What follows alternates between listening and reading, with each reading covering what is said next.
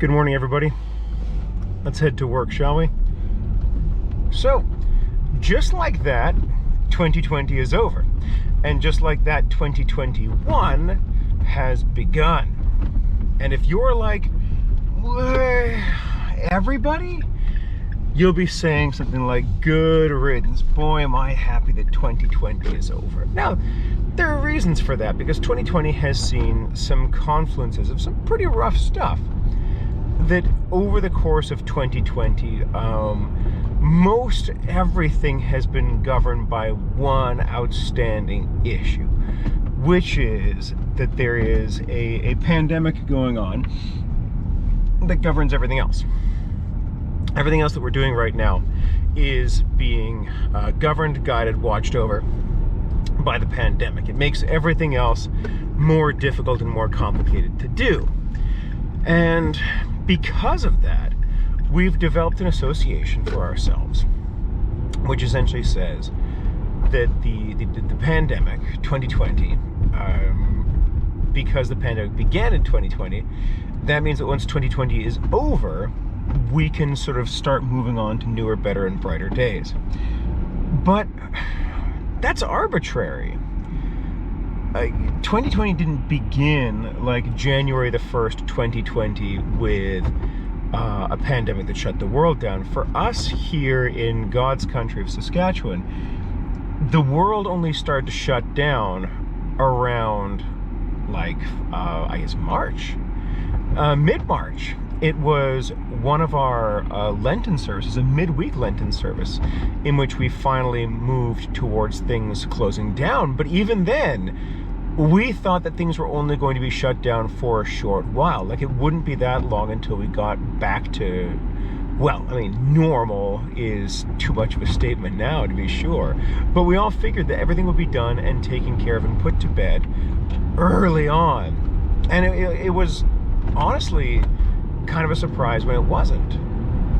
But we thought that this would be mainly a spring-related thing or whatever. And true enough, during the summertime, at least here in Saskatchewan, things did largely get back to normal for a while. Things weren't completely bad, weren't completely shut down for the majority of the summer months. Kids were playing sports, bars and restaurants were open, churches were back to being open with capacity of up to a third of their total amount. Yeah, things were not too bad. They were all right. And they shut down again once cases started to go up, and it followed like a cyclical nature. The second wave, which is what we find ourselves in right now, which is a whole lot worse than the first. But the connection with 2020 is, in effect, arbitrary. Things are what they are now, and things started in 2020, certainly, but you will have noticed that on January the 1st of 2021, it's not as though everything was better. Things are still complicated, things are still difficult, things are still strange. Fine. So what that tells us is that we're not bound to and by this sort of numerology, like we were with Y2K. Remember Y2K? Hopefully you do. Hopefully you're of a vintage old enough to remember Y2K and how that was supposed to be the end of days as well. That was supposed to be the end of all things. Y2K was going to be it. And everybody was panicked and very, very strange and weird about it. As it turns out, Y2K was nothing. It was not a big deal at all, thanks to either good luck or over-reporting or good programming, whatever you want to call it. Nothing really happened.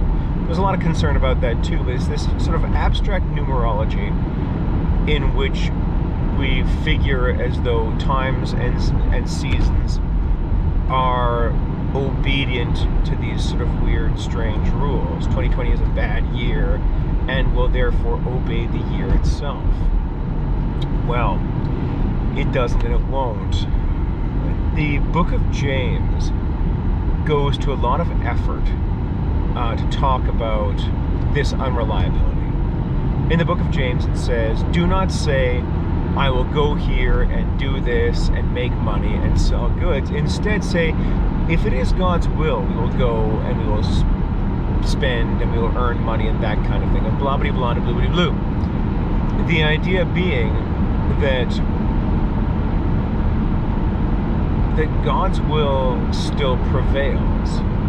And it doesn't follow our normal rules. It doesn't follow our normal directions. I mean, God is still in charge. He's still at work, and he always has been. Because God is still at work and always has been, the way in which he runs and guides and governs things doesn't follow our set patterns, even if we might want them to. He doesn't sort of march in lockstep with our days and seasons. 1,000 years are like a day, and a day is like 1,000 years for him.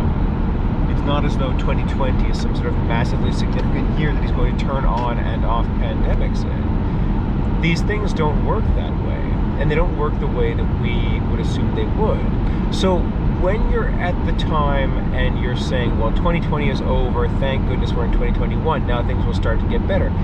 Hopefully that's true, but it's not necessarily related to the change in years. In the same way that when it comes time for New Year's resolutions and turning over new leaves for ourselves as individuals, it's not necessarily directly related to that either. You have the chance to change and reinvent things the way they're going in your own life that aren't related to the change in seasons. You have that opportunity to do that at any moment whenever you would want to. The Christian principle of repentance tells you that you can do something about the way things are going whenever you want, at any given moment. You don't have to wait for some arbitrary changeover in years and days and seasons. You can make that happen basically now. Repentance means that you don't like the way things are going and you want them to change. You want things to be different, and you are understanding and acknowledging your part to play in it. With that being the case, any day is a good enough day. Any given Sunday is a good enough day for you to approach the throne of God and say, I don't like how things are going, I'd like them to change. You don't have to wait for the changeover in years and seasons. Maybe you will, but you don't need to. Acknowledging your own part to play in something and desiring it to be different is really good. Like, it's a very healthy, helpful thing to do. And it acknowledges that in some way the issues that you're seeing around you are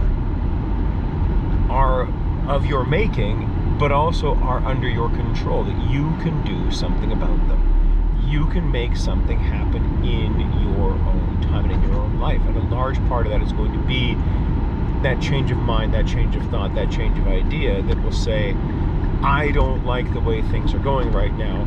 I want them to be different.